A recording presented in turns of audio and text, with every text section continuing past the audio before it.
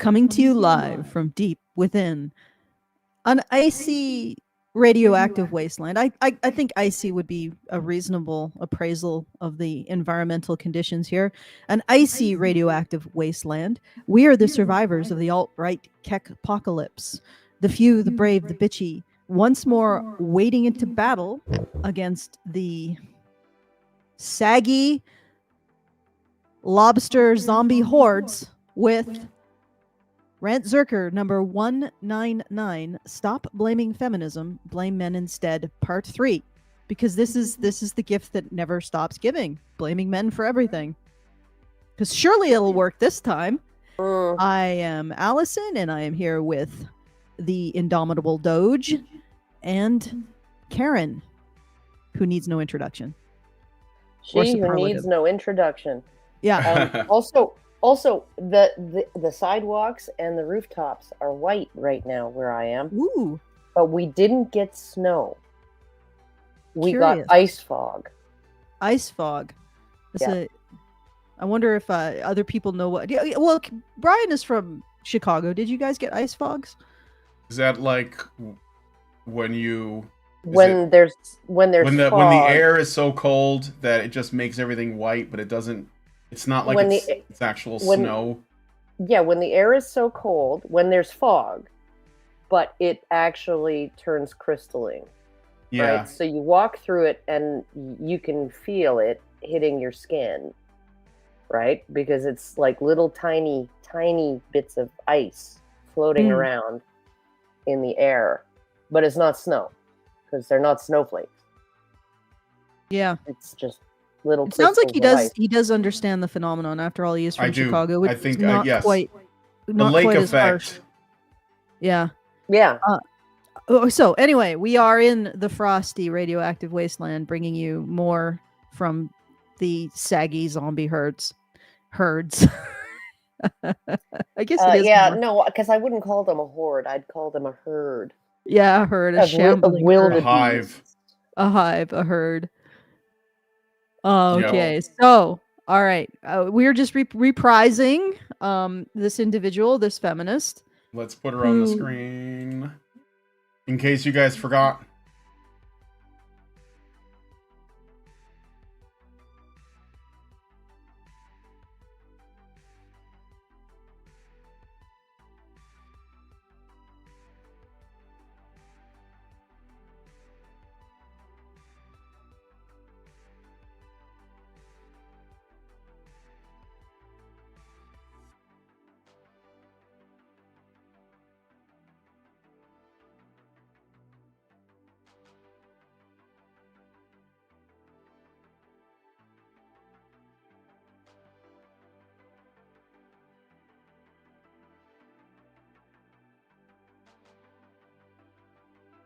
Yeah, this is kind of like a retro throwback.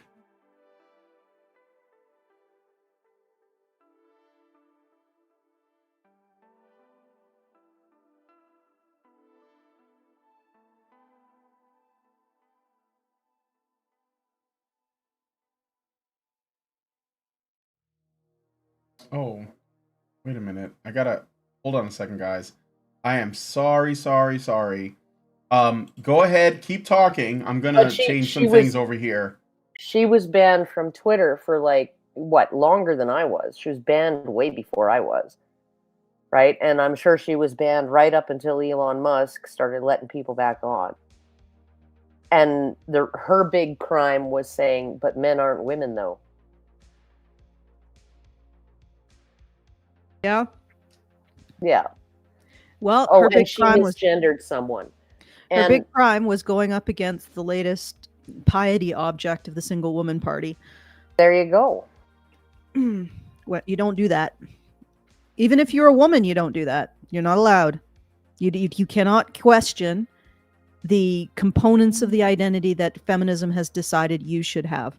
Well, and what I find interesting about this is, like, these liberal feminists are more protective of, sort of their chosen children, their chosen infant class, right? than I was of my own children. Like, way more protective. Like, when my kids were bullied, I was like, that's just life. You're going to have to figure out a way to deal with it. If it gets out of hand, let me know and I'll talk to the school, right? But, sometimes doing nothing or nothing much is the best thing to do, because the moment you do something, right, unless you can squash that shit, unless you can nuke it from orbit, it's just going to get worse. It's just going to escalate, right? And, they'd trip and fall, they'd hurt themselves, they'd be crying. I'd be like, yeah, just fucking get over yourself. Like, in 100 years, who's going to care? Right? That's because you had children, but you knew they were eventually going to be adults. That's the thing, that there's no progression towards moral agency when it comes to the single woman party's piety objects. Yeah, no, it's like they treat them like their own children, but like children that they breastfed till age 9 and only weaned because, it was getting a little much. The thing is that when you have a kid, right, you are raising that kid, or even like a puppy, right? You're raising that little creature to assume some form of adult responsibility. I mean, with a dog, I guess it's not humping every leg he sees or barking at everything and chasing squirrels, right? Well, you still might want him to chase squirrels, or cats especially. Cats are evil. Not in my household, but regardless, you're trying to raise them to have some form of impulse control and be able to meet the world with skills and resources and resilience. This is not what's happening when you look at the single woman party. And for those of you who just tuned in, last time we talked about how you can really only divide politics into the politics of the single woman party and everybody else. And there is almost nobody else. The politics of the single woman party are the politics of the mono party. Essentially, the Democrats, the Republicans, the conservatives, the liberals, they're all part of it. And the real line is whether or not you believe that the relationship between men and women is one of men oppressing women, because that is the key way of selling singleness as a lifestyle choice for women, which in turn creates this form of politics around the instincts, the desires, the material wants of women, but not just any women, just women without men. Yeah, no, I googled Charles Fourier. I think it was like yesterday or the day before, because I just wanted to get the year of where I think it was 1837, right, when he coined the term feminism, the word feminism. And like the little blurb, the first little blurb, it was like a very small paragraph, maybe 2 sentences. Right? He was a utopian socialist who believed that marriage was a state of oppression of women. It was an institution that oppressed women. And it's like, it's right there. If marriage is an institution that oppresses women, then men oppress women. Just the act of sharing a house and a life with a man is a state of being oppressed. Yep. And that is ground zero for the narrative of generating like more and more single women, basically. It's the anti-male narrative that encourages women to remove men from their lives. And then when you have a critical mass, and I looked at the stats, the married women vote less than men. But overall, women vote more than men. So the difference is in single women. So single women are effectively a super majority of voters, right? And they are the ones who now govern social policy in the West.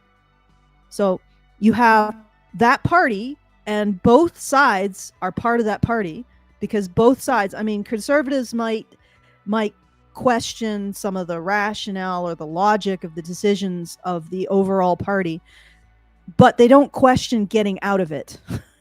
Well, they don't question the underlying premise. Yes. Right? And I don't think that they think too hard about the underlying premise. Like, they haven't actually picked it down to, you know, the idea that, okay, they like, don't pick men must be evil because they don't pick at things like we do, Karen. They just don't.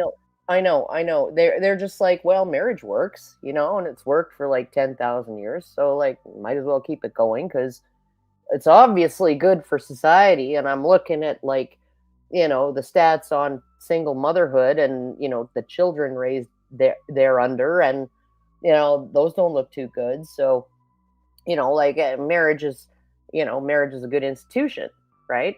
But they don't actually look at the foundational. Then in the next breath they'll say, oh, of course women in the past were oppressed.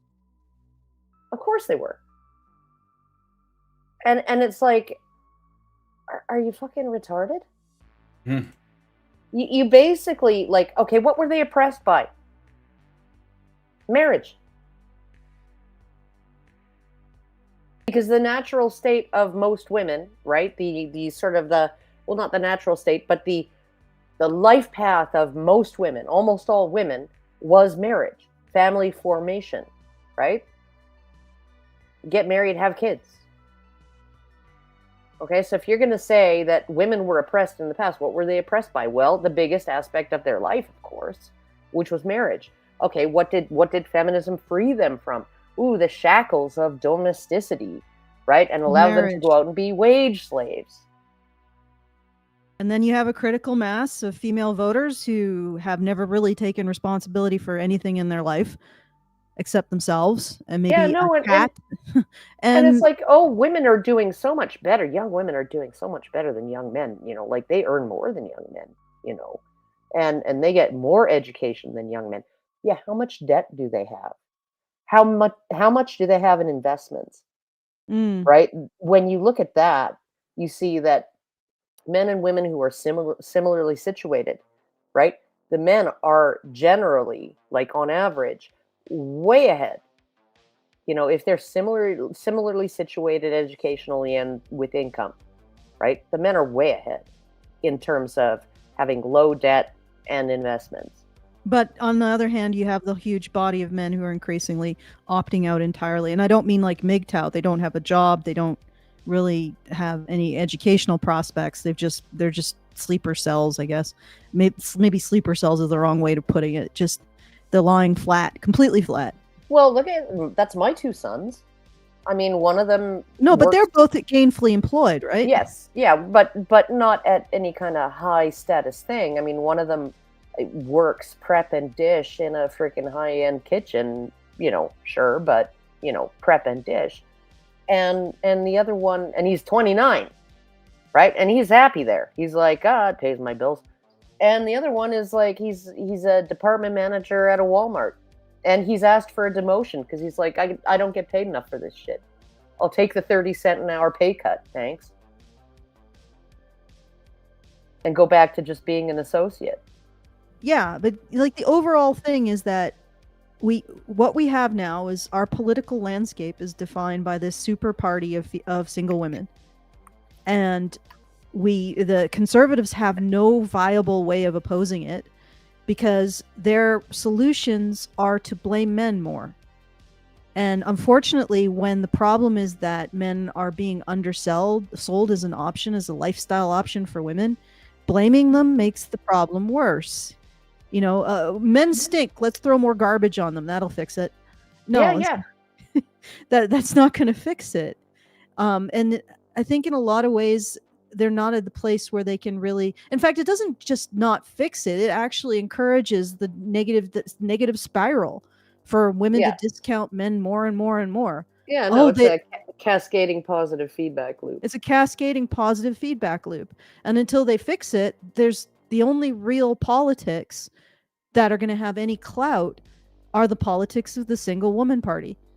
You know, and the only way you can fix it is to start opposing the anti-male narratives for one. You might get some progress there, and you got to look at the foundational anti-male narratives. And the primary one is that men oppress women. anywhere, ever, for any reason, men oppress women. No, that's absolutely 100% false. Even in the most patriarchal societies, men are still on the forefront protecting them, still going out and taking the risks to provide for women. Yeah. Like you can't discount that fact. You can't. And yet we do, and we just insist on this notion. And as long as we insist on the notion that men oppress women, we will be living in the politics of the monolithic single woman party. That's it. This is our choice now. We either fix that, and we start opposing these anti-male narratives, and fix the relationship between the genders on a fundamental level. And I know that lots of people are listening to this and they're like, that's impossible. Well, it will be fixed. It will either be fixed by us hitting the wall like Argentina did, or it will, which is going to be pretty intense to go through and witness, or it will be fixed by figuring out how to capture single women's piety instinct and return it back to men and family. Yeah. Somehow. But that's the only way to fix it. And like I said, you cannot fix it by blaming men, because that just makes it worse. And you can't fix it by embracing feminist narratives like this idea that men are some kind of unique sexual danger to women. Relative to what? Because they certainly aren't relative to other women. You see the rates of rape in female prisons? Like this, women sexually predate on other women quite a bit. And proportionately, when they're in relationships, the rate of domestic violence and sexual assault skyrockets when women are in relationships with other women. So what are you comparing men to? They're better for women than women are. Yeah. Statistically. But the thing is that conservatives buy into this kind of narrative that men are a sexual danger. And yeah, I know sometimes it's convenient when you're trying to implicate immigrants, which I mean is legitimate, because immigrants often come from, especially if they're wartime refugees, they often come from situations where they're dealing with severe trauma, and they're going to express that, right? But then also, like, they do this for trans women. This is something but they're buying into, again, one of the foundational pillars of the single woman party, which is that men are a sexual threat to women. Yeah. And that they oppress women. And even worse, that they oppress women by being a sexual threat to women. It's like, yeah, that's, well, okay, you're going to perpetuate your own loss, because this is where I don't want to say Democrat, because this is where the current politics, the power of the current politics is coming from. The sheer mass of single female voters. The end. Okay? And if you aren't opposing the production of more single female voters by questioning the anti-male narratives that are making them choose. I mean, for the most part throughout human history, women weren't hit on the head with a bat and dragged back to a man's cave. That wasn't the typical courtship. For most of human history, women have chosen to get married, especially in Christian history, because the church was very much about consent to marriage, right? So women were choosing. They were choosing all the way up into the 80s and 90s, when they sort of stopped. And then for some reason, they stopped choosing. Why? Did men change that much? No. If anything, they got even more conciliatory towards these narratives of female empowerment, and then women stopped choosing them. Well, what happened? How did this mess start? There has never been compulsory marriage in Christian nations, at least not to any great degree. I mean, do people realize that there's no compulsory heterosexuality in a Christian nation? So that means that for the last 2 millennia, and even in Rome, like the ancient Rome, there wasn't, you didn't hit the woman over the head and drag her back to your villa, right? Unless you were into that. Okay, so there is no compulsory matrimony. There's no compulsory heterosexuality in all of these other cultures that made it work. So it was voluntary. somehow those cultures sold women on being married voluntarily, that they wanted to be. And maybe part of the problem now is that we are doing the reverse.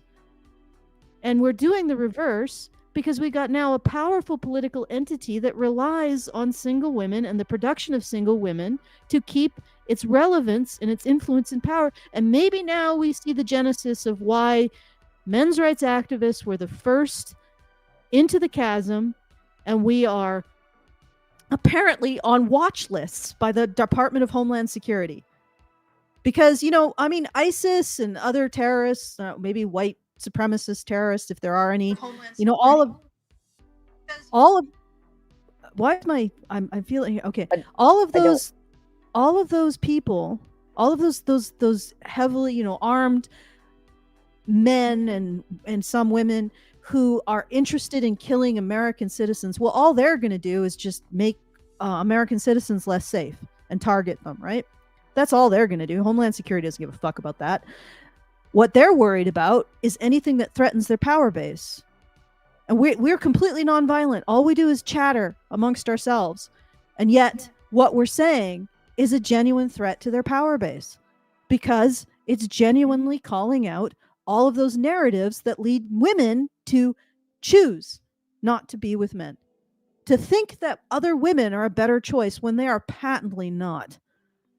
Okay, I'm going to get off my soapbox. We should probably get to the woman. I know. Are we going to watch the video? Yeah. Sorry, I was just checking Facebook because I thought I saw a complaint. I didn't expect my phone to start playing it, so that's why. Apologize for that. But yeah, it seems to be running fine. All right, we're going to get into the video. Yes? Should I do the things? Yeah, go ahead. Do the things. All right, so I opened up the fundraiser a bit early this month. feedthebadger.com/support. I'm just doing a little, a smaller one, just because we've unfortunately had a few more major patrons drop, and it's not necessarily the economic situation. They just have been dealing with personal circumstances, but I'm going to have to probably increase the fundraiser, and I want to give you guys a little bit of time maybe to make up the difference in the beginning. So feedthebadger.com/support's very much appreciated. Really helps out. And if you want to send us a message, feedthebadger.com/justthetip. Tell us we're not screaming into the void. And well, obviously we're not, because at least the Homeland Security is listening to us. Hello. Yeah, no, I used some keywords in my on the phone with my husband earlier today, and then he was like, "You need to stop saying those things," and I was like, "What? Like saying I'm a terrorist threat?" And then he's like, "Stop it! You don't need to invite it." And I'm like, "Oh shit! There's a black SUV pulling up in front of the house," and he's like, "Stop that! Stop joking about it." But it's interesting because it does say something. Yeah. We are, our channels, in particular, the Manosphere is the first into the chasm, and we are apparently heavily targeted. Why? Why would a small human rights movement that's only interested in bringing attention to the problems men face, why would we be getting it in the face? Because of Elliot Rodger and Alec Manassian. Oh, really? Yeah, two incidents that were like years apart in two different countries. That's why. And didn't even identify as men's rights activists. I know. And okay, they were men's rights adjacent. Not even. I know. Yeah, I mean, you can say that because they were men, right? Well, because they were incels. No, it's more like men's rights adjacent because, okay, these two people are convenient to implicating you, so we're just going to make the association. Okay, continue, Brian. Sorry. Let's get the video. All right. I'm going to play the video. I got a super chow. I might as well just read it now. So, got a super chow from Richard Bier, who gives us $5 and says, "Just when did wine start being sold? What? The box package versus only in bottles again. Perhaps that corresponds to the rise of women pursuing the single lifestyle." I'm making a joke about okay, let me box just wine. let me just see this. let me No, look at it. when did they start selling wine in boxes rather than just in bottles? That might I coincide know with- it's just written. Yeah. Okay, Richard. I only buy boxes. You know why? Because I thought you bought bottles. Never. No, wait, I remember I would be there and you'd have barefoot. That was years ago though, so maybe it's changed. Yeah, that was when we were like traveling or whatever, or like. But no, I hate buying bottles, right? I hate buying bottles because I'm a responsible recycler. I take my bottles and cans and my wine boxes back to the depot, right? I get my little deposit back, and a cardboard box with an empty plastic, bladder in it is a lot easier to carry than a ton of glass bottles. Okay, and one of these boxes contains like what, 4.5, 4 2/3 bottles of wine, and it's cheaper, right? Yeah. Takes up less space, right? It has less energy going, and I'm a responsible environmentalist too. Less energy to produce the packaging, right? Stays fresh. Like I'm just like no. Okay, The so wine box, which was a Canadian invention, by the way, if I am not wrong, is a responsible choice of people who are fiscally responsible, right? Who are willing to go get their deposit back from the bottle depot, right? Who's environmentally responsible, right? Who's willing to, look less glamorous, right? While drinking from the box rather than the bottle. And then also fiscally responsible in terms of, paying less per unit. okay, so It's a possibly sensible choice. okay, so here is the argument for the box versus the bottle.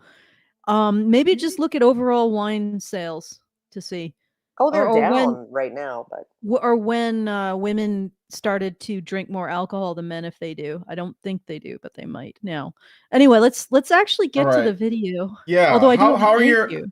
How are you guys' computers doing? You're not getting? Is it overheating or anything? Before I No, get I'm into fine. this?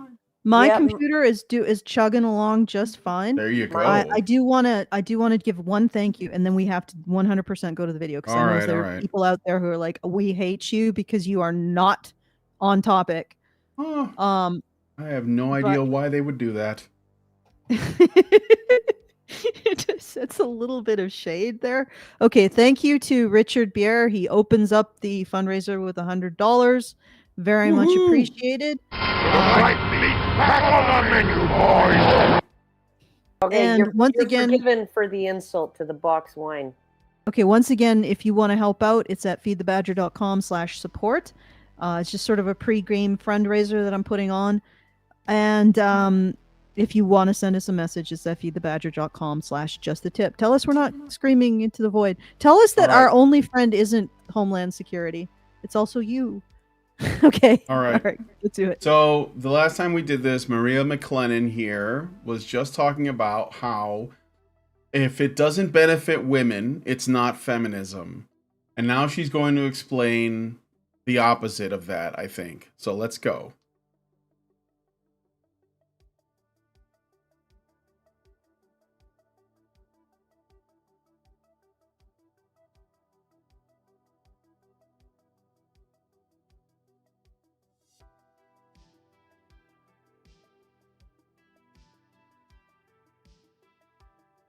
Okay, so basically, she has just said the entire quiet part out loud, which is that feminism is only about benefiting women. Yes.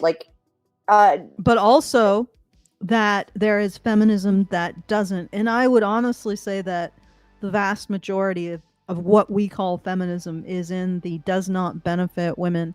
Yes, but it thinks it does. It doesn't? It thinks it does.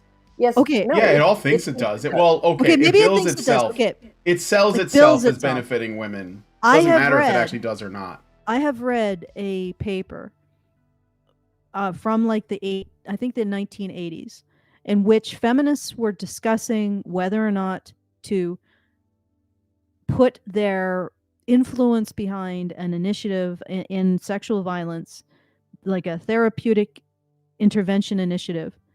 And they were saying, well, this initiative has the potential to actually make women safer and less likely to be victims of sexual violence. However, it contradicts our ideological focus and narrative. Okay? And they're putting it out there and they're saying, let us discuss which one we should promote. And guess which one they ended up promoting?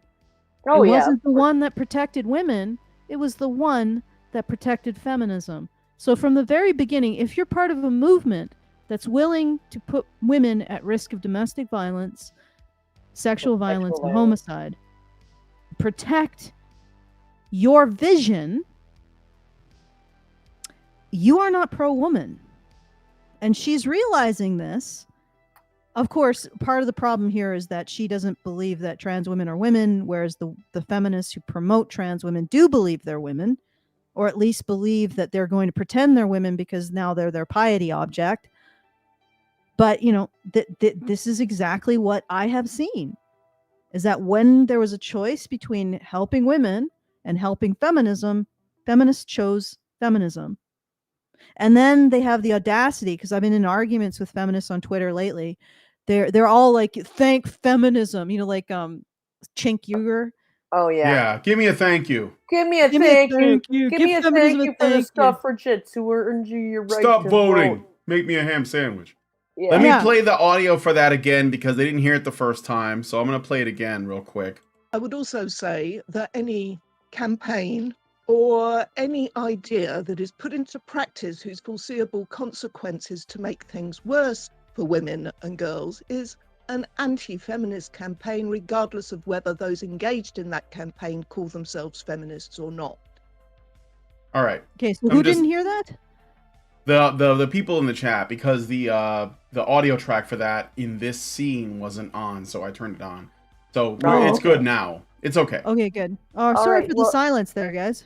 Yeah, no, and it is kind of like that issue that they had in Australia where it's like, in Sweden, right? In Sweden, where they got rid of affirmative action because it started this university started discriminating in favor of men because like there weren't enough men there, like women were overwhelmingly overrepresented in university enrollment and in a lot of the various programs. And so they started basically giving men a leg up to enter into programs that were female dominated. And then the government said, no, that's not what affirmative action is for. Affirmative action is for helping women, not for helping men. It's for helping, it's not for slamming the door of opportunity in the face of capable and brilliant young women, right? So they just outlawed affirmative action. Good grief. Yeah. I'm going to play some That more. was it. Like, that was in 2010. All right, let's go. All right, let's Play listen to some more. She goes a little bit more into this argument. And regardless of whether they have contributed to genuine feminist campaigns or not. An example of an idea whose consequence is to make things worse for women and girls is obviously the idea that a man can be a woman, and that if a man declares himself to be a woman, then he should be accepted as one and be able to access women's sex-based rights and protections. And this is what Matt Walsh and many others... Sex-based rights and protections. Boy, we're just really saying the quiet part out loud today, aren't we? Yeah. Yeah, no, women have special rights, you see. They really do. Well, of course And- they do. Like Yeah. in law, a man can't separate consent to parenthood to consent to sex to consent to parenthood. A man can't separate ejaculation from parenthood.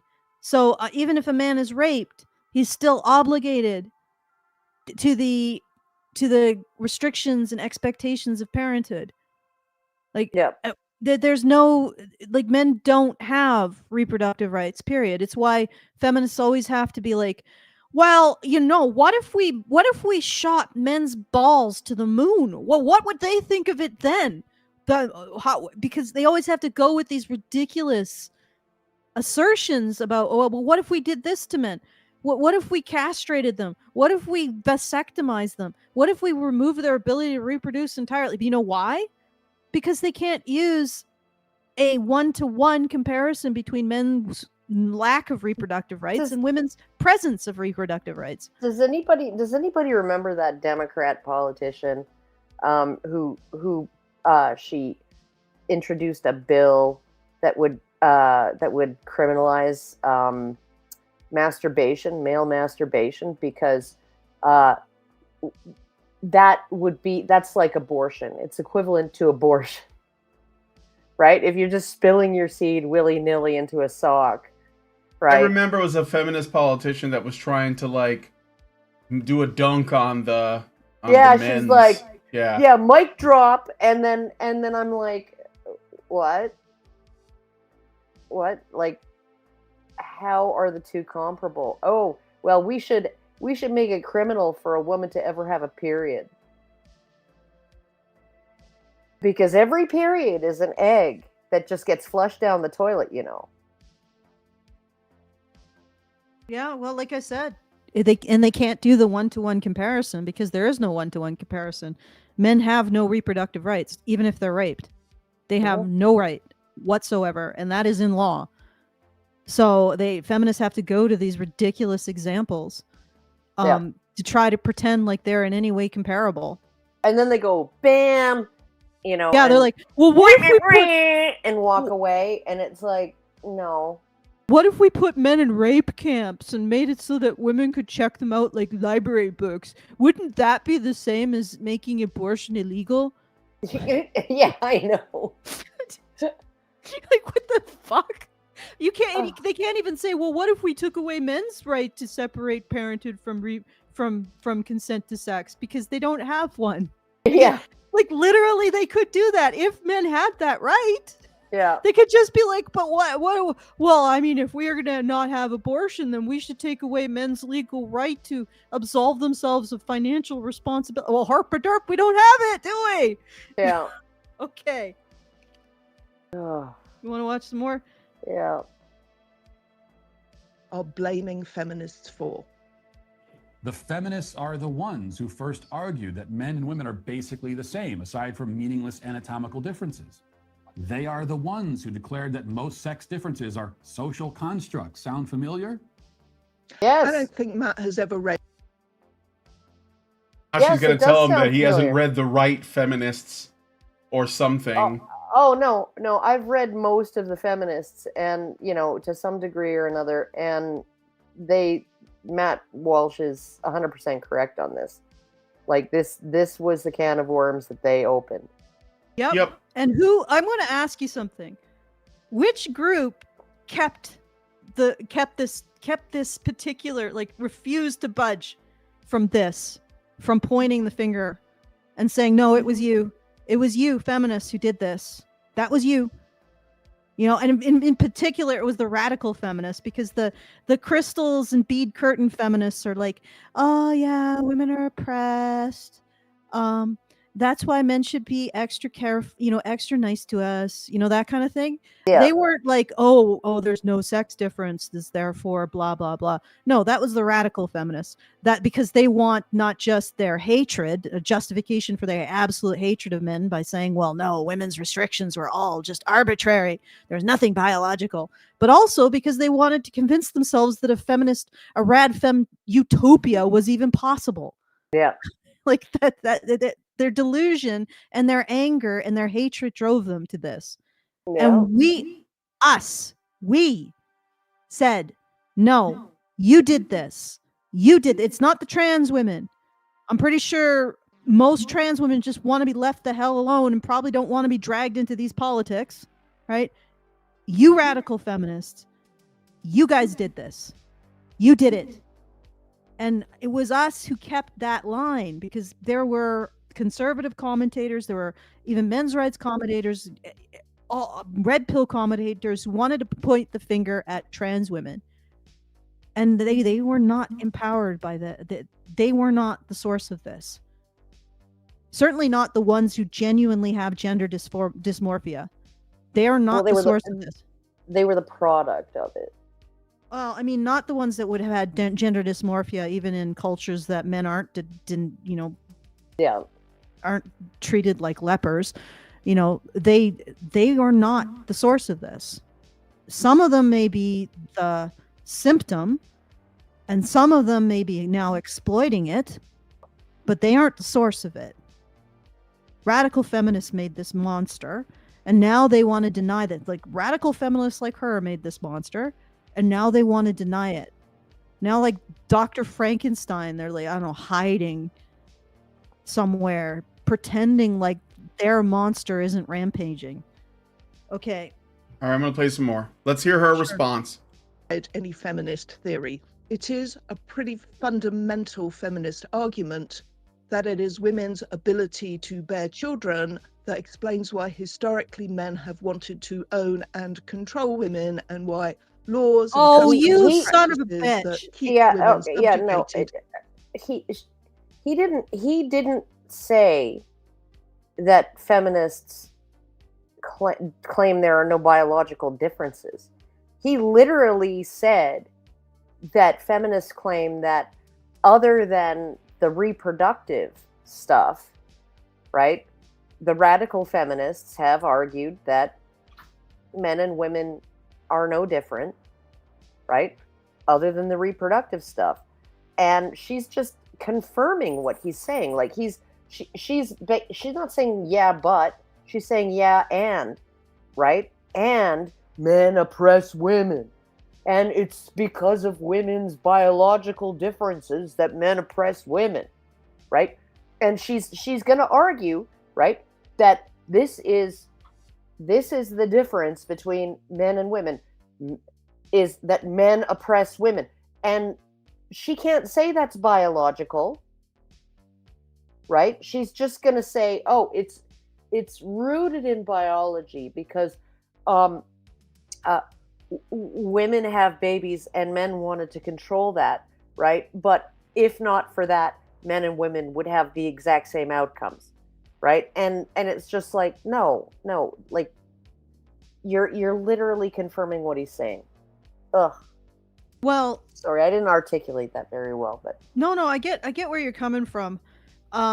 So basically what she's saying is that the reason why men oppressed women was because they have babies.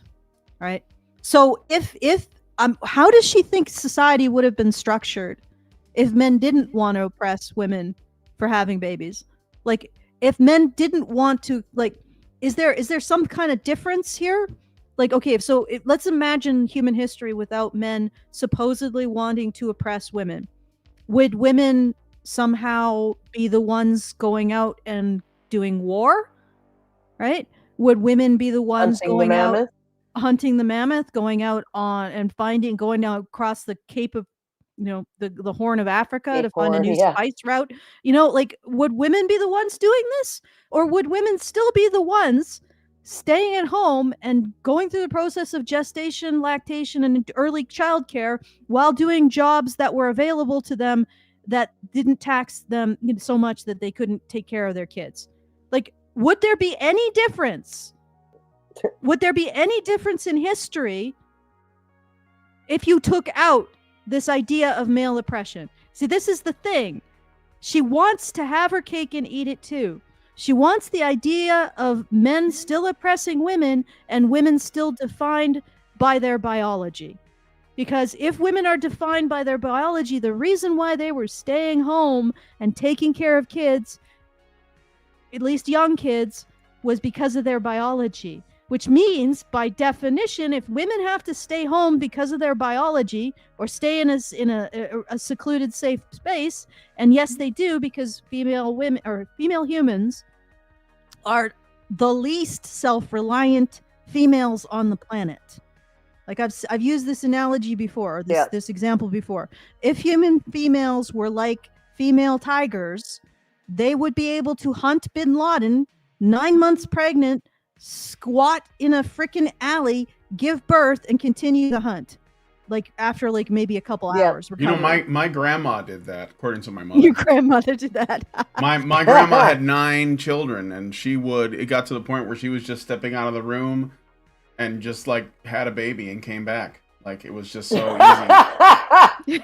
She did. My mom told me that. I thought it was like, man, my grandparents were tough motherfuckers, man. My grandfather he'd get into knife fights. I mean, like I'm I feel so weak compared to my grandparents. No, I know. You guys probably Like, all have tough ass grandparents. Like one of my great grandparents fought in World War II. Yeah. And my grandfather probably has like a necklace of ears. Yeah, or something. Well, he was a pilot, so it was a bit different. Okay. But it's a different kind of courage, although no less. Oh, flying was kind of new. I mean, and also dangerous. In World War II, it wasn't as new, but it was still very dangerous. Yeah. But my overall point is, if we take out the idea that men literally, like this woman literally says, oh yeah, men just wanted to press women and treat them like property. If we took that out, would anything have been different? No, because it wasn't men oppressing women that had women staying at home. And incidentally, she is so dismissive of women's work throughout history. Oh yeah. Like I'm in researching the history of fabric. There's a reason why women were associated with magic. And that reason is because they created something that is akin to creating water and creating air. They created thread. Right? Yeah, and we don't understand that power. But the idea that our ancestors would hold with women, like literally, Vikings thought women controlled men's fate in a very literal sense, and that had power and magic that men couldn't understand in a very literal sense. And part of the reason why is because they could make thread. And there's a certain biological component to that as well. Women have smaller fingers. They have a little bit more, I think, fine motor control, just because of the size of their fingers, and the amount of nerve endings per square inch, right? So there's just some functional differences that allow them to do something like spinning yarn, which is actually a very difficult skill to master. Like there were women in Italy during the 1600s who earned more than most men simply because they could oversee the production of silk thread, right? And it's because of that kind of fine motor skill. And this is something that gave women power over something that, and we don't understand this today because fabric is so cheap and it's so easy to get. But in the past, it used to be an incredible a status symbol. So women were constructing status, and not just status, they were constructing histories through their embroidery and through their loom work, through the tapestries. They were deciding who would end up being remembered, right? And this is an incredible power. Yeah, and you look at surnames, right? Surnames, anything that ends in the suffix ster, S-T-E-R, that's female. So Webster, female weaver. Baxter, female baker. Ooh. Brewster, female brewer. Right? So those were all unmarried women who were master weavers, master bakers, and master brewers. Who had kids. And their kids inherited their surnames. And you know why women got married? Because it's just easier. Yeah. And because men are worth sharing your life with. It's as simple as that. Mm-hmm. Okay? And all of this shit about, women were oppressed in the past denies the amount of power and influence that women did have, and they did not need men's rules to have. Right? They made their own freaking rules. If you wanted to be a king who was known far and wide, well, you had to actually do deeds that women thought were worthy of enshrinement in their tapestries and in their stories. And, and that's where this whole idea of women making fate came from, right? And you are ignoring all of that. And women managed to do that while raising children. Yeah. They had an incredibly important role while raising children. And yes, men had also a very important role.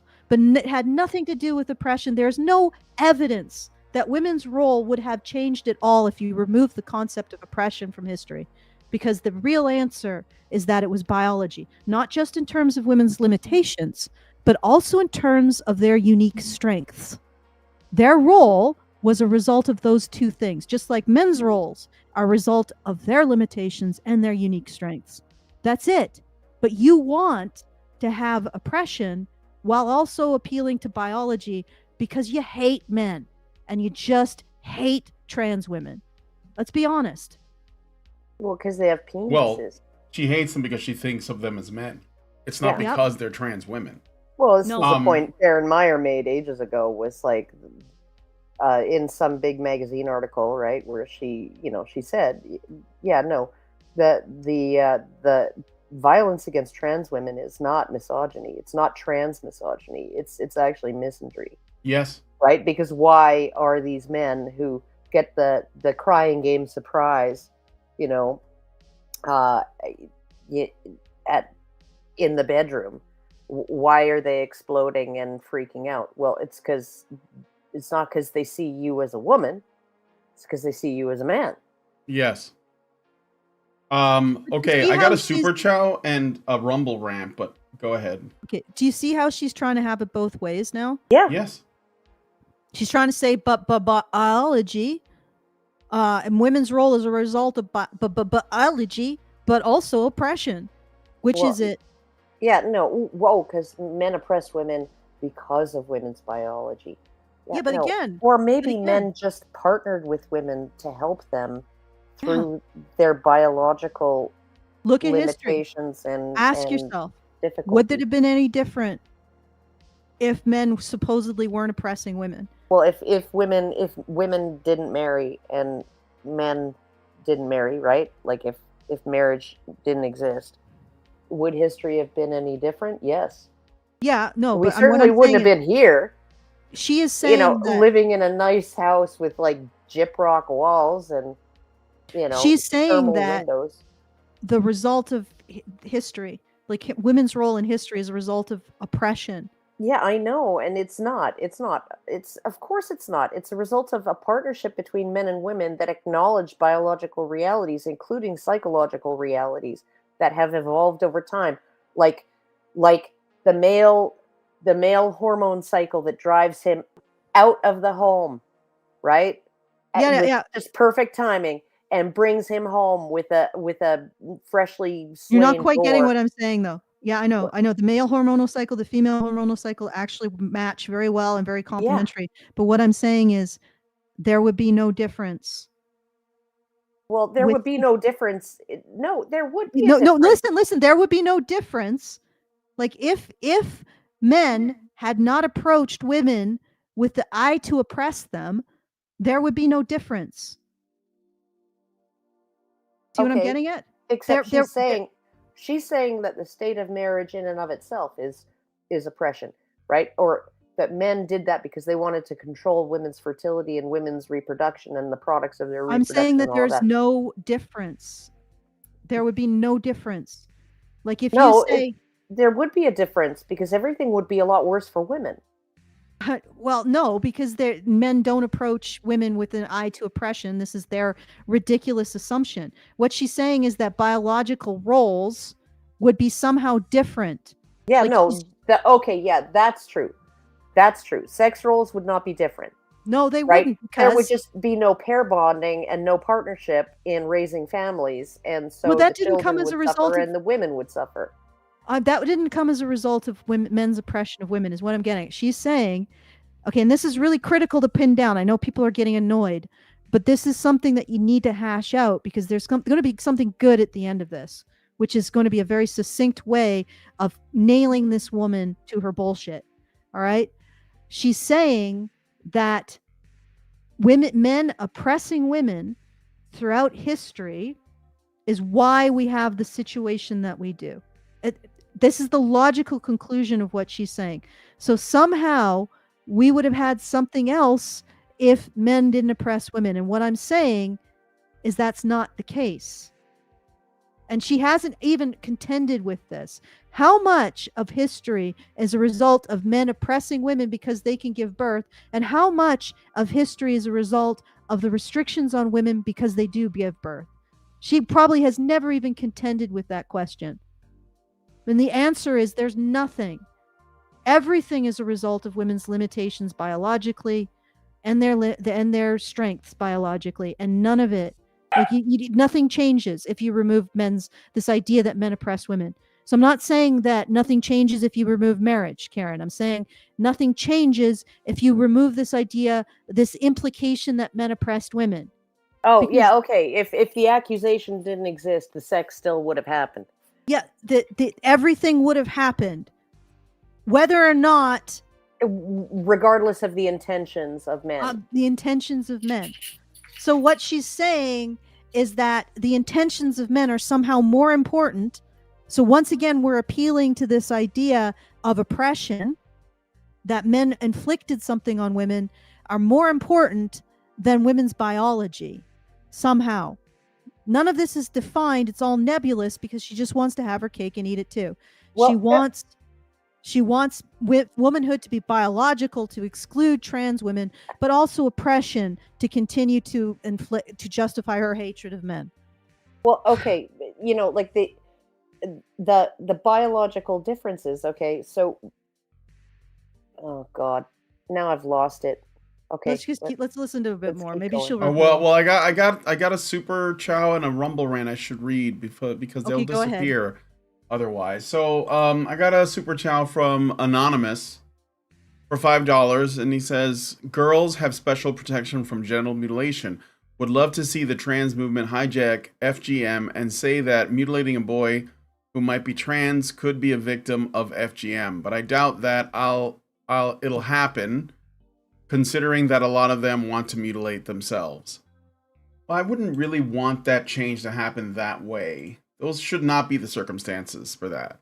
Sometimes I think people want to be really effective, and I don't like the cost. Like this whole trans thing, I think it bothers me because I think there's going to be a lot of suicides. I think there's going to be a lot. And I'd like to avoid that. Yeah. That's just my thought. We really need more. But we are seeing an increase in female suicide. Yeah. Yeah. I do think that if I recall, the federal ban on FGM in the US was struck down. Well, there's that, I guess. I don't know what to say about it. Yeah, no, and all of the states responded by passing their own state laws banning FGM. All right. Right? Well, because the Supreme Court didn't say you can't have your own law. They just said this is not federal jurisdiction. Like I see. Yeah. So yeah, but it's I didn't see a whole hullabaloo about that because we know who does that, and we know who's in their pocket. Yeah. So we didn't see a whole lot of hullabaloo about it. Yeah. Okay, I got another super chow, or this is a rumble rant actually. So I got a rumble rant from the Fish Got Nukes. I don't know why it didn't show up in the chat feed, but he gives us $10 and says, if the government is telling you not to blame feminism, then what is it do you think you ought to start doing? And then he says, damn you all to hell. All right, well, thank you for the super chow. I'm going to play a little bit more, and when you guys start ranting, I'm going to go feed the dog because it's time for him to eat. So let's play some of this, though. Developed in just about every culture. This is what we mean by patriarchal societies, and it's probably why the likes of Matt Walsh apparently can't bear to let those practices go. Okay, Here's a similar comment on one of what? Okay, why would she think that universality across cultures means men are evil oppressors of women, and they all just decided, right? You know, those men in Papua New Guinea and the men in like Tuktoyaktuk, northern Canada, right? You know, and those dudes in Eastern Mongolia and also the guys in what is now Great Britain, okay, and they all got the idea. They all got the exact same idea, right? Even before any of them had ever spoken or had any communication with any of the rest, right? They all just got this bright, it just popped into their head 10,000 years ago. Oh or no! more Oh no, Karen! to oppress women. Yeah, we Okay. need to oppress women. Okay, how is she saying that this is a social thing? This is a thing about men. Okay, unless she's saying that there's a biological impulse in men to oppress women. Okay, in which case there are sex differences in psychology, since it's universal across cultures. Like, what Okay. the fuck? What the Yeah, fuck? that's what I was trying to get at. Like, all right, if you're going to assert, okay, men using women for reproduction does not look like history. First of all right, it does men not. do use women. Men do use women for Well, I mean, reproduction, okay, that's and the women use men to put for food in their food holes. Okay, yes. There is. I would argue that the human beings get a little bit further away from the pure transactional nature of all this, but that might just be my perspective. However, my point is that men strictly using women for reproduction does not look like the history that we see. No, it doesn't. And again, if she wants to assert, oh, here this is oppression, oh, here this is biology, she needs to do a lot more work into telling us and explaining which is which. Well, and if something is oppression, right? Okay, so in every single culture, men oppressed women, and in every single culture, women happily submitted to their oppression.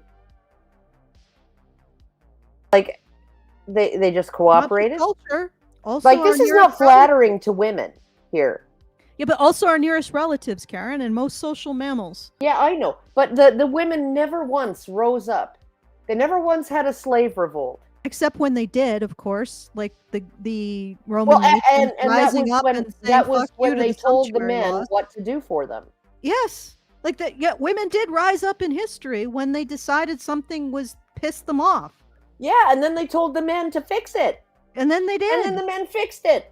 And then the women went back to their lives happy with with the process. But no, that has to be oppression. But also, the situation between men and women is simultaneously oppression, but also biology.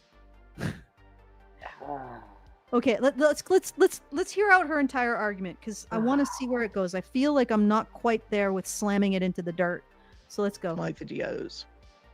I remember once upon a time, feminists saying that men and women were interchangeable at root, that all disparities between men and women were due to sexism. And he goes on to argue that all the trans lobbyists have done is say that given that men and women are interchangeable at root, men can interchange to being women and vice versa. As if entitled or fetishistic men have ever seriously listened to feminists. No, you don't remember anyone saying that men... What the hell are you talking about?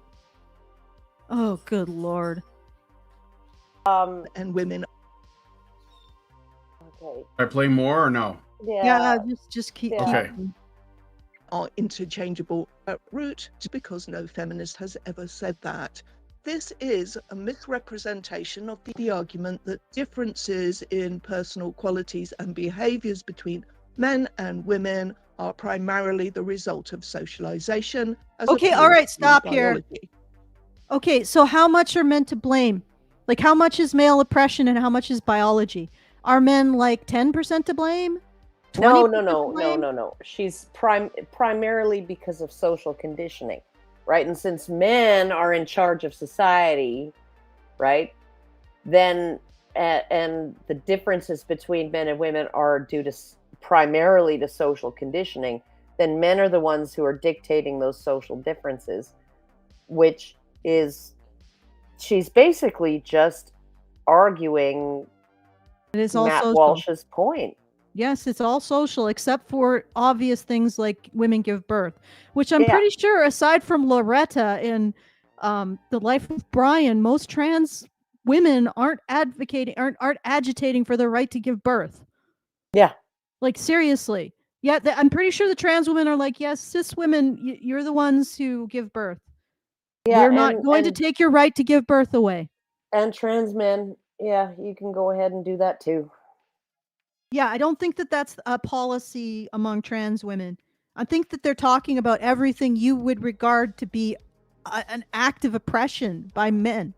The psychology of women, the identity of women, the culture of women, you know, everything that you have just summarily decided isn't something that women developed and made and was essential for the human race, but just some kind of slavery inflicted on them, which is so contemptuous of women in the past. It's unbelievable. How, like, listen to this. All of the things that women did, which I'm learning about, you know, all of the work that women did, weaving the sails that made the Viking longships a military force to be reckoned with, weaving the robes that made men kings, you know, determining the histories that were remembered, taught to children, and put enshrined in tapestries, clothing the world, all of that, all that women did was not an expression of their ingenuity, their personal strengths, their dedication, their diligence, their discipline, their focus. All of that was inflicted upon them by men. Yep. Was chosen by men. Men decided that women were going to be a pillar of society, and through their labor, we were going to survive as a species. Men decided that for women. Men decided that women were going to be a huge part. I mean, because think about it. Think about a life without clothes. That's a death sentence for humans. Or bread. Yeah. You know, that's a death sentence for humans. So it was men who said, you know what? We're feeling a little, we're feeling a little self-contained. What we need to do is give really critical industries to women and allow them to control them completely to the point where we regard them as a form of magic. That's men did that. Yeah. She doesn't know anything about women's history. She doesn't know anything about what women did. And she doesn't realize how much she's just spreading her ass cheeks, puckering up and taking a gigantic shit all over women and their role in the past. All right, let's play some more. Yeah, All right. sorry, I just got a little feisty. Obviously, we know a lot more about hormones now. We know a lot about the role of testosterone in certain male typical behaviors. And these discoveries undermine the argument. God, you can that just it's feel the down to disgust she socialisation. has for The men. debate about male and female brains is far from settled. Nevertheless, Yes, it is. socialised- What? The debate about male and female brains is far from settled? Well, yeah, because No. it's not working out the way she wants. So, yeah, it's not done yet. No, it's not. Okay. We need more She's- peers to review. She's going to talk about Daphne Joel's work here, I think, if she talks about anybody's. And yeah, no, what Daphne Joel found that there's no such thing as a male brain or a female brain, because only 99% of brains are 100% sex typical, right?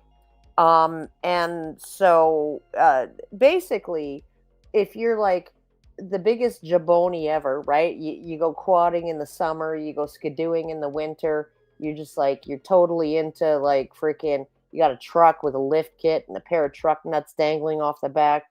You know, you're just like, you're into like MMA and you watch, you got seasons tickets for the Oilers games and all of that, right? And you're like full bore into all of that shit, right? Okay, but you also like to watch Project Runway with your wife. Well, you're no different than the girliest girl who ever lived, who does like videos online on YouTube about how to do her nails and how to do your makeup and how to put on false eyelashes and all of that stuff. And, you know, she dresses real, you know, pretty, and she has like 100 pairs of high heels, but she knows how to change a tire.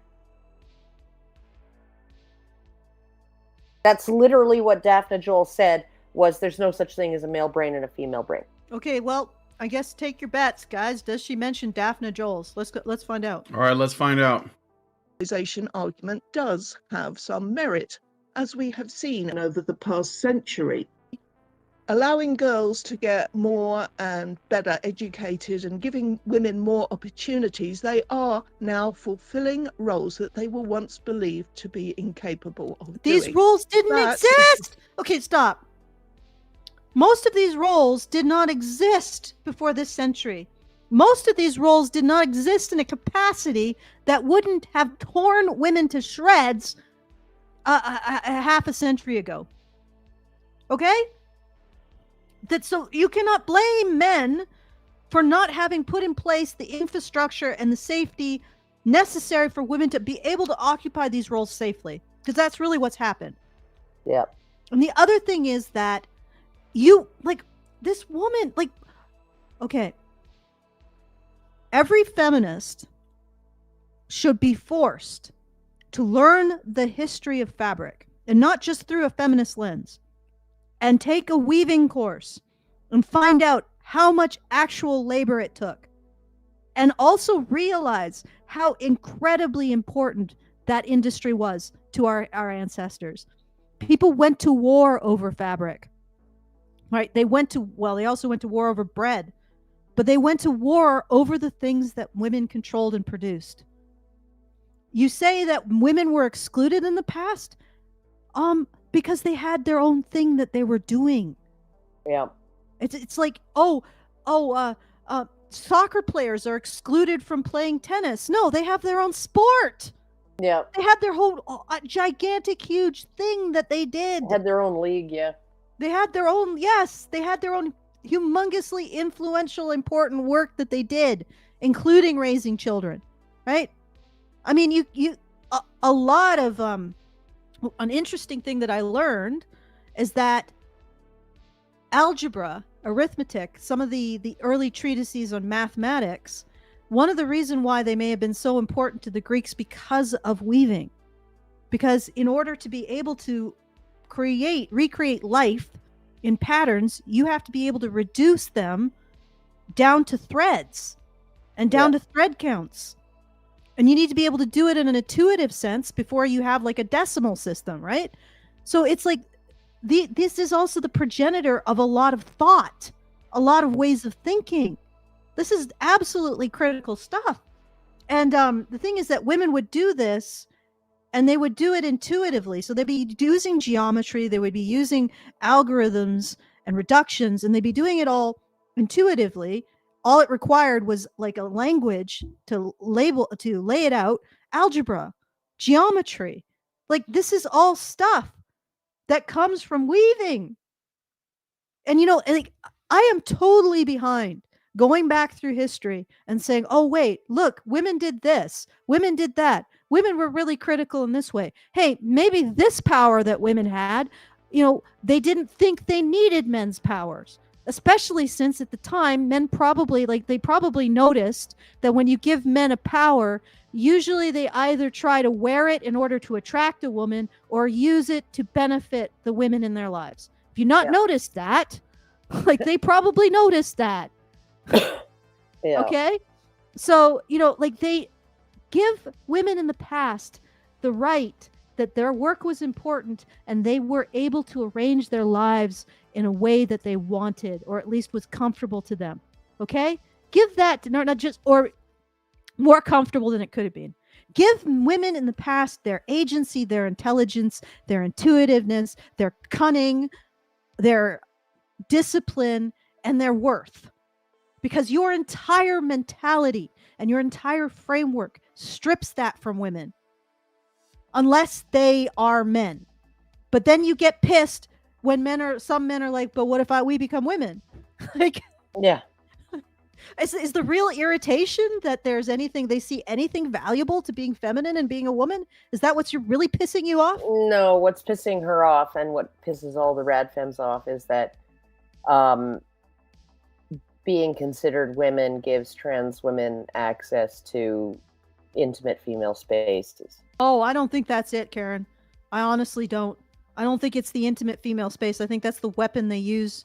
I think what's really pissing them off is it gives trans women access to moral dominance over them.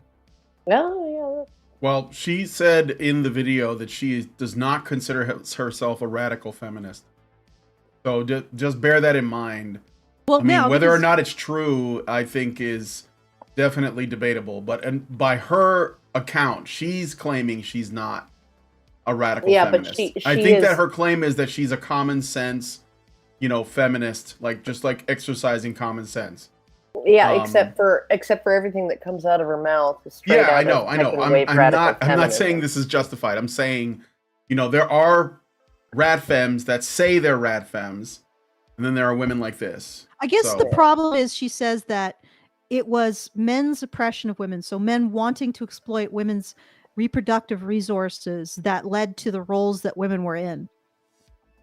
But like I said, would women's roles have been any different than if men approached them like, oh, we want to help you and make sure that we can continue to survive as a family and a culture? Well, the thing with a loom, right, a spinning wheel and a loom, is you can keep it in your house.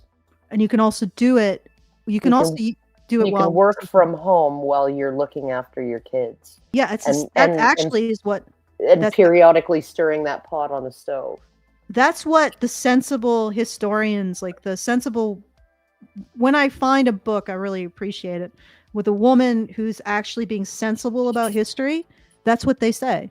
Yeah. The reason why this was women's role was because they had limitations in terms of nursing, pregnancy, early childhood. Yeah. And this was a role that allowed them to pursue those things, to be able to reproduce, which incidentally is beneficial to women too. Animals want to reproduce. That's the win condition for an animal. All right. So they could do that and pursue these ways of gaining power and influence in their cultures. Right? Yeah, and it gave them power and influence, and do both at the same time. I mean, do both at the same time, and that was it. And right now we have this crisis going on in the workplace post COVID, right, where people just don't want to come back to work. They want to continue to work from home, right? They don't want to go back to the office, and it's like, well, yeah, because when you're working from home, if you can do that, right? You're close to your kids. You can look after your dogs. You're 2 minutes away from a tasty microwaved snack. Everything is, you can work in your underpants, right? You don't have to wear like business casual or like even worse, a suit and tie, right? You're not paying money. You're not expending energy commuting. It's great. Working from home is fucking great. It's awesome. Right? So nobody wants to go back to the office. And then she's saying, well, women were oppressed because and again, the industries that they participated in, they did from home. Yeah, so I don't understand. The men just had to like march 1,000 miles and go fight a battle and then march back. But she was glued to the loom. And also, men couldn't have marched to battle without women's work. There you go. Because they would have gone. They would have had to go naked. They would have had to go naked. And some did, but not very commonly. All right, but I just wanted to point out, like she's proposing that somehow you get men's oppression in the mix and something changes, and nobody with any sense says it does. Okay. And she does that because she wants it both ways. She wants to say that women's role are a result of oppression, but also that women's role should be protected by women's biology. Yeah, no, if you actually do the two scenarios, okay? So what would have happened if men we're looking to partner with women and help them, and provide for them and make life comfortable for them so that they could have children. And also reduce and conflicts with other men. yeah, and just make the surrounding environment safer for women, and give women something productive to do to give them meaning, a sense of meaning and purpose, right? And all of these things, right? And even some influence and power within the community, all of that. Okay, so if men went there with those intentions, right? Like, I want to provide all of these things for this woman, right? If a man went in, I want to make sure she has like a career, that she doesn't feel like she's just stagnating, right? That she's just a baby factory. But I want her to be able to have as many kids as she wants. And I want her to be able to feed those kids and keep them safe and stay close to them when they're little, because that's what she's going to want to do. And I want to be able to provide her with all of these things and provide her with everything that she needs to do that. Right. And those are my intentions. That's what I want to do. I want to serve this woman. Okay. And then if he goes in and he says, I want to oppress this woman, and I'm going to do it by, giving her something, some kind of slave activity to do, producing cloth, right? And another slave activity to do, pumping out babies, and another slave activity to do, cooking meals and doing laundry, and another slave activity to do doing all this other stuff, right? And she's going to do it all for me. And I'll just trick her into thinking that she has some kind of influence and some kind of contribution to the household. I'll trick her into thinking that so I can keep her subjugated, right? And like, the outcomes are exactly the same. You're right, Allison. The outcomes are the same because it's biology. And the other thing is that she might say, well, women were excluded. Yes. Women were excluded, from example, serving in the army. When serving in the army required being away from home for 25 years and regularly marching 20 miles in a day with 60 pounds on your back.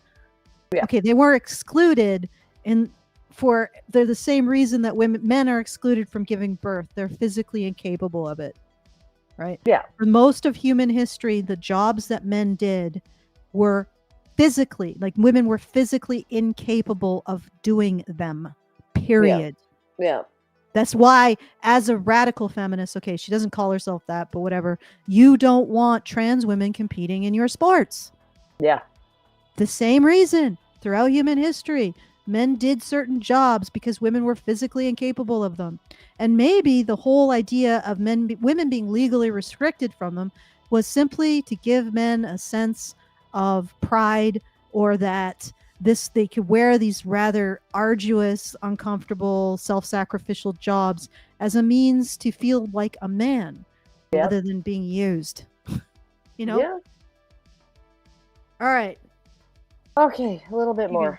You want to play some more? All right. Yeah. The true meaning of biological essentialism, that our personal traits and capabilities are determined by sex, and the ones associated with men are called masculine, and the ones associated with women are called feminine. This is one of many such tables of qualities that I found on the web. Masculine traits include being aggressive, independent, tough, logical, and feminine. They certainly aren't complaining about trans women. Emotional, kind. I mean, some of those are obviously nonsense. I don't personally subscribe to the tabula rasa, the notion that we are all blank slates conditioned to be masculine or feminine. It's far more complicated than that.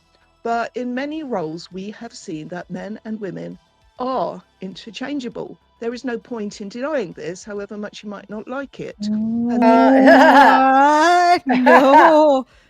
Okay, so women's role is oppression, but also biology.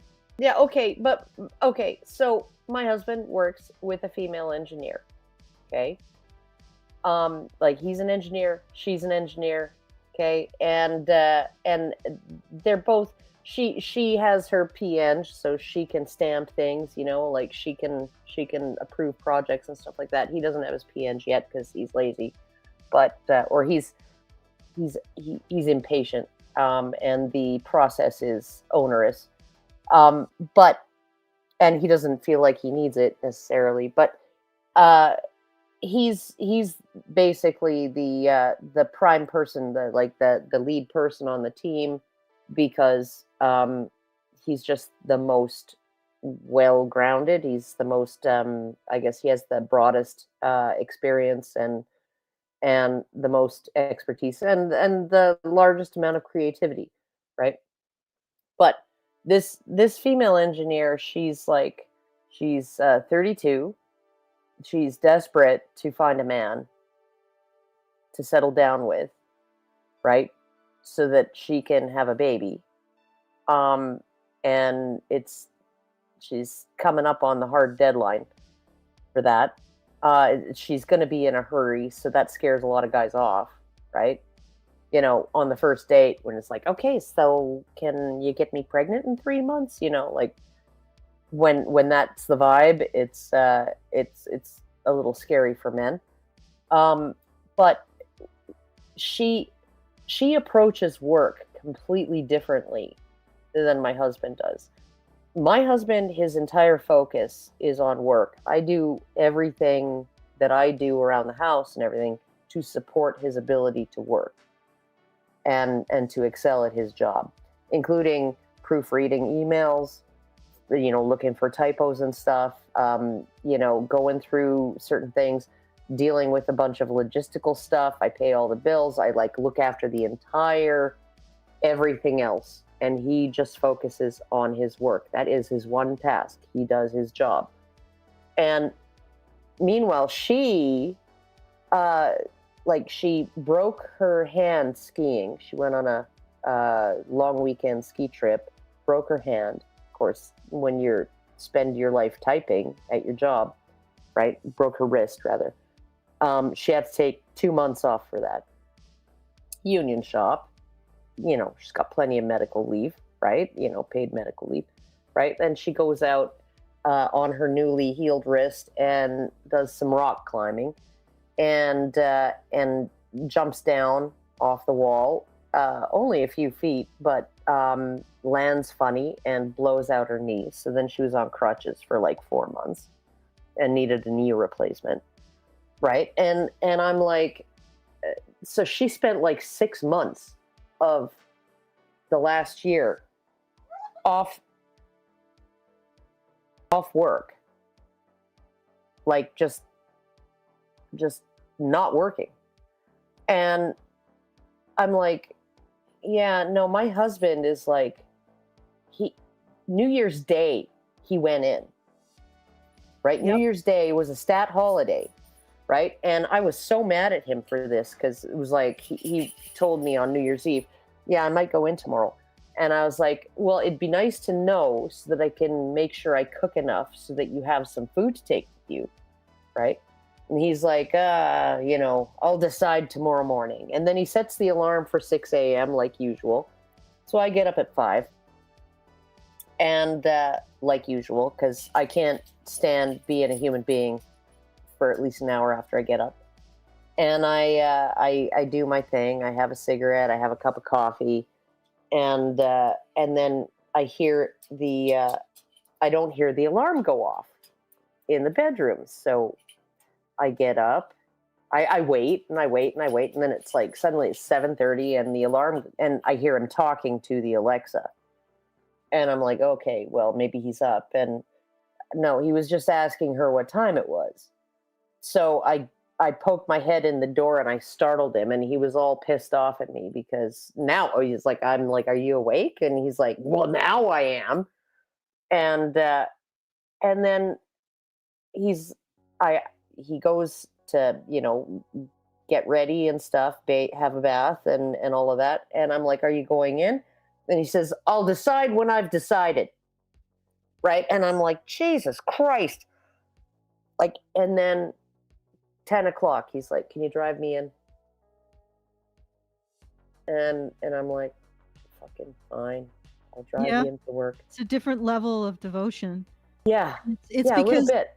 There's more to gender than just, you know, there's different instincts. Like men instinctually are driven to engage in some kind of pro-social activity that increases their status. Yes. Yeah, that's just the way they are. And it's not that women aren't. Like, women seem to be driven more by piety and reverence and diligence in some ways. Mm-hmm. And when you can capture that, like they did in like the 50s with all of the national patriotic narrative around going into science, they managed to inspire a lot of women to do that in the 50s. Yeah. Yeah. And, you know, and they didn't do it by girl power and oh, you can look chic. I mean, they presented scientists as being professional, but also patriotic heroes who were doing things for their society. And for whatever reason, women responded to that. And I think that's an aspect of that kind of piety and reverence. So, I mean, it's not that women lack those kinds of instincts or similar instincts. It's just they're different in a way. And it's a different way of harnessing. They're less self-contained, right? Yeah. And so you have these men who are like, you know, like my dad, right? He missed my grade 9 graduation ceremony, you know, like moving from junior high to high school, and you know, mom made me a dress, and it was really pretty and all of that, and but he wasn't there. Where was he? He was in Swan Hills, which is like 2 hours drive, maybe 3 north of here, in the pouring rain with his legs sticking out from under a freaking semi-trailer, you know, fixing the engine. That was what he was doing. Yeah, so it's like a different kind of. It's complementary but different. And honestly, like I said, she wants to have it. She wants to have her cake and eat it too. She wants women's biology to be the reason why men forced their role on them.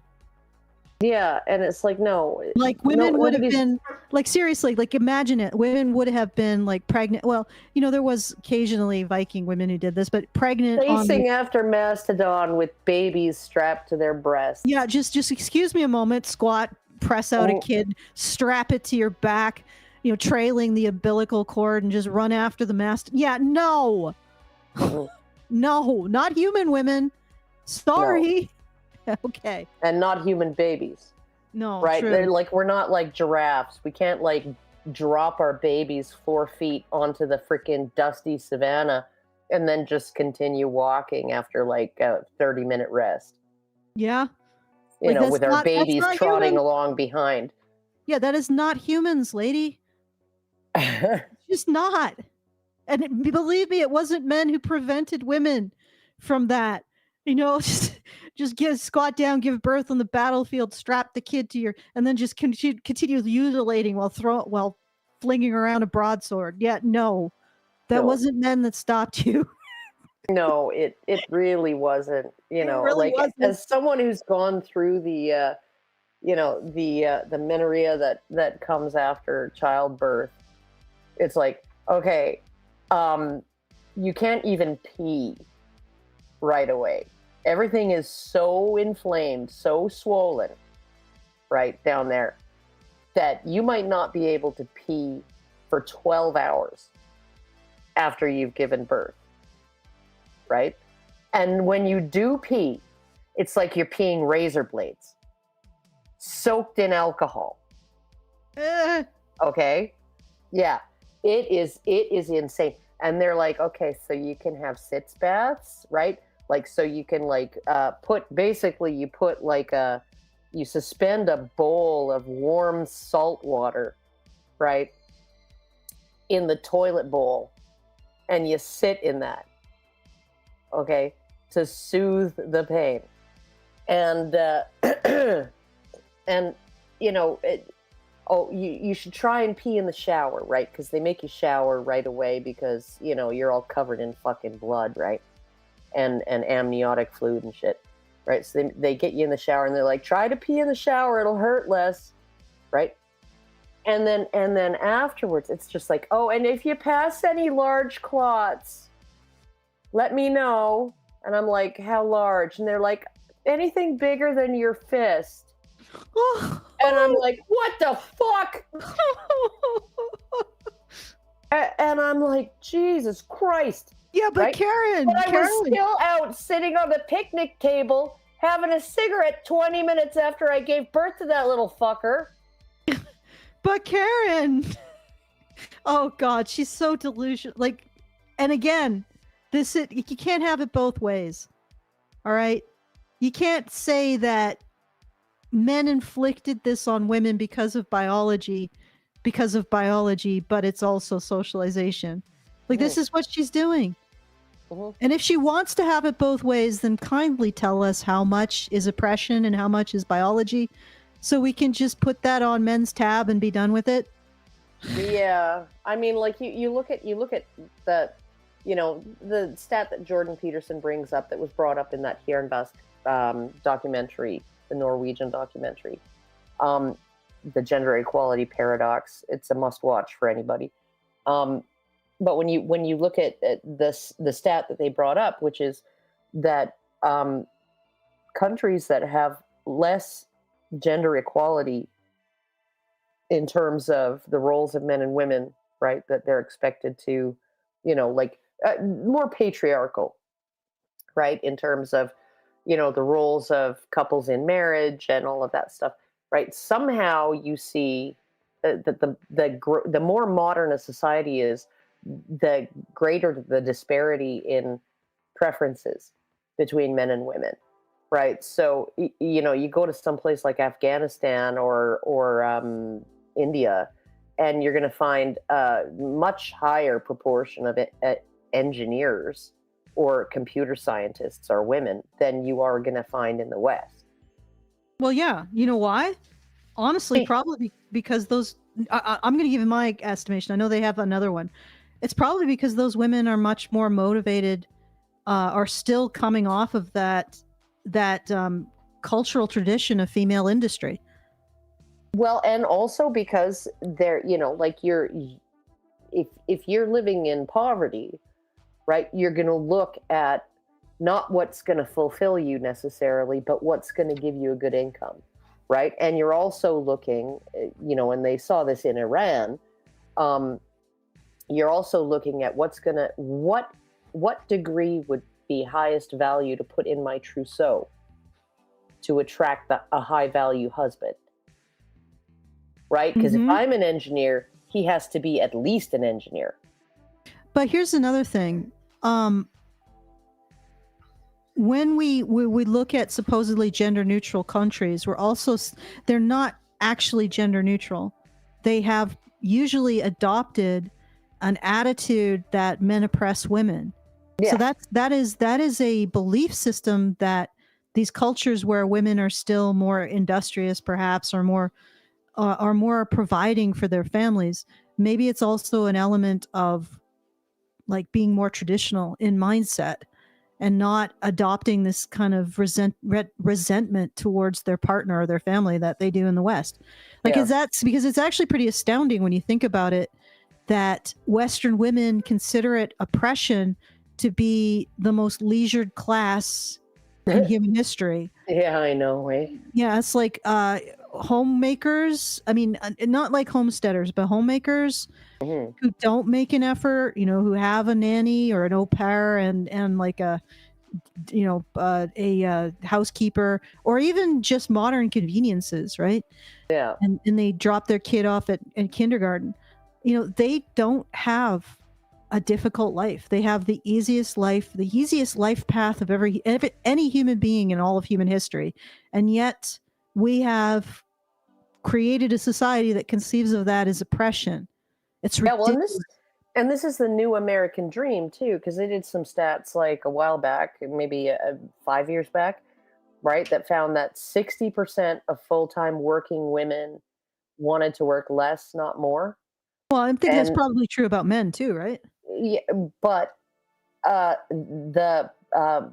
plurality, something like 40%, wanted to not work at all. Yeah. They wanted to be home with their kids. Well, of course. So and the thing is, what's really, ironically, if you take a big step back and look at the big picture, what we're seeing the fallout of, I think, is not just all of this feminism, which started really with in a big way with corporations like the Rockefellers, but we're seeing the result of of the removal of women's jobs. Like if you think about it, like historically, women controlled textiles, they controlled aspects of baking, brewing, but textiles was the really big thing. Yeah, but it's just like, okay, so you're a cook, you're cooking, and you're cleaning, and you're washing dishes, okay, at home, and you're doing laundry, right? And 70 years ago, you were doing all that by hand. Yeah, okay? but that's the thing. Like it's and now they don't produce anything that's unique to theirs. Yeah, now it's like you got a dishwasher, right? You got prepared foods that you can buy at the grocery store, right? You've got a washing machine and a dryer. You don't have to do the clothesline, nothing. You don't have to do the freaking cauldron on the stove and the laundry mangle. No. Or the clothesline. You just throw it in and set it to ignore, and then it beeps when it's ready, and you move it to the dryer. Or you can even get a combo washer dryer now, front loading. Mm-hmm. And so it's like there's really no need, right? We took textiles and we put them in factories to save women that work, right? Yeah, and we took beer and we put it in big factories to save women that work. And we took baking and we put it in bakeries to save women that work, right? And we took all of the domestic chores in the house and we put appliances around them. No woman has to go out and hang her living room rug over her clothesline and beat it with a carpet beater anymore. What we can't She's got a vacuum cleaner. What we can't do in all of this is, at the end of the day, give women a sense of purpose. Yeah, well, we've kind of taken away their sense of purpose. Yes, that's what I'm getting at. It's like what we're seeing, I think, and Betty Friedan said, "Oh, that's the problem with No Name." Yeah, women have lost their sense of purpose. Yeah, and Diana Davison said, you don't have a problem with No Name. You have a Maslow problem. You don't have an oppression problem. You have a Maslow problem. Yes, and the problem is that women, for whatever reason, especially encouraged by feminism, seem to think that men are a magic box with the solution inside. Yeah, and like, no, dude, you're not going to carve up men to find the solution. You got to find it inside. Yeah, no, it's like they're like, well, I'm not self-actualizing, and it's like, self-actualize me. yeah, you need to self-actualize me, and it's like, yeah, no, because and you're gonna blame men because they removed all of the things that were keeping you on the bottom 3 tiers. They do what men do. They turned women from having the necessity of making the textiles to being the primary beneficiaries of these mechanical instruments building the textiles. Like, that's where all fashion comes from. Yeah. Like before, you'd have to make all your dresses. Yeah. Unless you were super rich and could hire another woman to make your dresses. Yep. And now women can get mounds of clothes, all with a particular look or flair or whatever. They can have as many more outfits than a Russian princess. Yep. And that's all because of the mechanization of cloth. But at the same time, as there's this huge emphasis on the visual, there's this de-emphasis on the purpose for women. And I think that this is what we're seeing. Even with the whole idea of what I was talking about, the party of the single woman, the piety and the reverence, also the sense of purpose. The party of the single women is giving women a sense of purpose by advocating for groups like trans women. Yeah. Not in a very ultimately beneficial way, I would say, but that's what's happening. Like the Party of the Single Woman, giving women like this a sense of purpose outside the family, which incidentally, I know that the family was a big part of women's purpose, but they still had that other thing, that other really critical thing that at the end of the day, they could say, hey, look at what I made. That isn't just another kid. It is an important cultural artifact. Yeah, I'm a member of the PTA, or I do fundraising for my son's hockey league or whatever. Yeah. Yeah, and that again, the Party of the Single Woman gives these women a sense of purpose, gives them a sense of piety, gives them a sense of reverence, gives them something to nurture. It's all seems very dysfunctional because, like you were saying, when you have a kid, you're raising a kid through the eyes of eventually becoming autonomous and resilient and being able to manage the slings of arrows of outrageous fortune, and they aren't. Like they're taking not all on, women do that though. Yeah, not all women, but they're taking on. But there's a difference between failing to do something and not having it as an ideal in the first place, though. Mm-hmm. They're taking on trans women, but they're keeping them in the state of infancy. They're taking on my immigrants, but they're keeping them in the state of infancy. Like, so these politics are ultimately self-defeating. But on the other hand, like, this is bigger than feminism. It's bigger than this woman. This problem. Yeah. It is a result of industrialization, which is itself a result of the incredible peace that Christianity brought, and also the different way that, like, Christianity brought us this idea of examining the world and God's works with a critical eye, a scientific eye. That comes from Christianity, folks. And this idea of sharing knowledge is also comes from Christianity.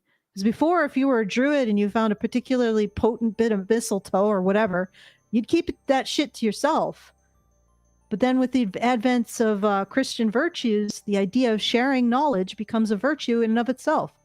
Yeah. Right? Okay, so that also assisted with the advance of knowledge. So we're dealing with the direct results of technological and social progress that we haven't resolved. The problems that have come of these issues have not been resolved. Feminism is a very poor solution. Very poor. One of the poorest. Not a good solution. How would Trump say that? No, not very good. It's not good. It's a very bad. It's a bad solution. It's bad. I think it's very not good. Bad. Very bad. Sad. I think if you do this solution, it's gonna be terrible. Just terrible. It's gonna be not good. It's gonna be very not bad good. It's gonna be terrible. Just the worst. Yeah, it's sad. Well, anyway. Yeah, well, because our solution is leading to the rise, and I don't know if it's Allison. Oh no, I'm here. Am I here? Can you hear her? I can hear you. Oh, you can. Karen, did you do something? No. Can you hear Allison? Now, she showed up. No, okay. She dropped out of the actual visual thing. Oh, okay, that's weird. Oh, I see. Yeah, that's odd. Okay, so anyway, what I was gonna say is, that this is the direct result of all of this has been the creation of the Party of the Single Woman, and it's not just government; it's also corporate. Like Rockefeller did this crap, and there was all kinds of initiatives, factories getting farm girls out of their families and working in factories and stuff, and all of that, and it's just culminated in this. And we need a solution, because otherwise, from now to the point at which the Party of Single Women completely cannibalizes all the productivity of society, they're going to dominate politics. That's it. There's nothing else. Like it's just nothing else. All right. Yes. I'm gonna do a little more. I got a patron show, and they gotta pick up Lindsay. Okay. So. Yeah. No. And I gotta go in like 5 minutes. So. All right. That'll work. Just a little bit more. A little bit more. Tiny. The conclusion of this guy's argument is that women shouldn't have done all that. They shouldn't have got educated. They shouldn't have gone out and become leaders in industry and politics or anywhere else. They shouldn't have become scientists and engineers or carpenters or plumbers or whatever. They should have Okay, just all shut right. up and I hate stayed at this home. attitude. But since Huh? Okay, this is real. This is how abusers behave. Okay, you're like, oh, could you, not deliberately make a mess? And they're like, how dare you say that I shouldn't be able to live in this house? Like, Yeah, no, or don't tell me how to live. yeah, and you're just like, well, could you pick up your jacket and hang it up? How dare you? How dare you say that I have no right to come in this house at all? How dare you say? And it's like, that's not what he said. You are constructing a gigantic straw man because you don't want to engage with what he actually said. He Yeah, didn't and say it's all anything. built on your imputation of intention. There's no indication that he You want me to doesn't think read the women- post? Because she didn't read the whole thing, and No, she has she it on did- the okay. screen. Okay, yeah, read the All post right, because I'm gonna read I've it. read it. Yes, So read it. Spurge83 said, I remember once upon a time feminists saying that men and women were interchangeable at root, that all disparities between men and women were due to sexism, that women and men leading different lives and feeling different feelings was due to sexism, that all purported scientific differences were due to sexist male biologists, and that anyone who questioned or disagreed with this hypothesis was guilty of sexism. All the trans side has done is take the position and say, given that men and women are interchangeable at root, men can interchange to being women and vice versa. One was downstream of the other. Or are we supposed to believe that some other totally separate ideological force dreamt up transgenderism? Orthodox Christianity? Question mark. Randian objectivism? Question mark. Feminism caused this. Well, certainly wasn't orthodoxy. Certainly not. Okay. But That is the and I don't think actual- Ayn Rand came up with that either. But that is the actual comment, right? So Yeah. she yeah, said, I just read "Oh, the actual comment. Yeah, and How- then how she dare read you- in. She read between all those and lines. then not she imagined between she hallucinated between the lines Yeah. that women How shouldn't have about gone you? out. Women shouldn't have gone out into the world and done all of this, that, and the other thing. He didn't say, this individual, if it's a he or she, didn't say that women couldn't go out into the world. First of all, women were out in the world, or at least a big part of it, well before feminism. Period. Okay. Brewster, Spinster, Webster. Camp followers. yeah, and also lookers on in the voting process. There's all kinds of things that women did to make themselves heard and to produce stuff for their families and society. They were So- the first. They were the first lobbyists. Okay, so he never said, he's not saying anything about women going out into the world and actually engaging productively with it. Or even staying at home and engaging productively with the world through the products of their home. Nothing. He's not saying anything about that. He's saying specifically, pick up your jacket and hang it on the wall. That's it. He's not saying leave the house. He's just saying pick up your jacket and hang it on the wall. He's saying specifically, feminists did this. Yeah. Right? They said men and women were interchangeable. 100%. That came from feminism. Yeah. Nowhere else. There were no Orthodox Jews who were saying it. I said Orthodox Jews. There were no conservative Christians saying it. There was Yep. no even liberal feminists or like average feminists saying it. Even they would say, oh yes, there's a masculine energy and a feminine energy, and I use my crystals to channel one or the other depending on my mood. They wouldn't say that either. Okay? You guys said that. You Yeah. radical feminists said that.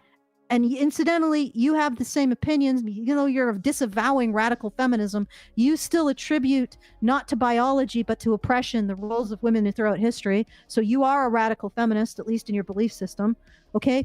That is what he's calling out, or Yeah. she is calling out. Nothing to do with women going into and doing jobs, because they always have. Yeah. There's nothing new about women doing things. Because Yeah. guess what? They always did. Yeah. Right? And there's no indication that he has a problem with that. He's specifically calling out 100% the products of feminism, ideology, which is men and women are interchangeable. Therefore, women's role throughout history is a result of oppression. All right.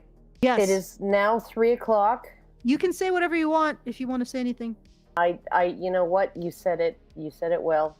And but it is now 3 o'clock. I must away.